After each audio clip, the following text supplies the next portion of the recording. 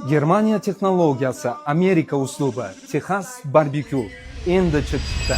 Ziyodshoh shef oilaviy restoran, milliy taomlar maskaniga xush kelibsiz.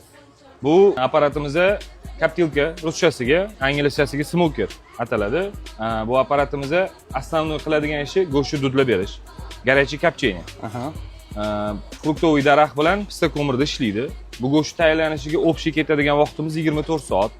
12 soatdan oshiq vaqt marinovkada turadi va 9 soat pishadi. Hurmatli azizlar, bu yerda nafaqat oshpazni mahoratini misoli san'at asariga hisobladim. Juda ham zo'r. Bunaqa narsani birinchi marta yeyapmiz. Bardavomli bo'lsin. Juda ham yoqdi. Qanaqa? Zo'r. Yaqqol ko'rinib turibdi. Ko'rgani barakalaring dilerim. Amin. Bugun ko'pchilikni e'tirofiga va e'tiboriga sazovor bo'ldingiz. Xayrli bo'lsin. Rahmat aka. Xalqni xursand qilib xizmatini qilsak biz xursandmiz. Germaniya texnologiyasi, Texas barbekyusi.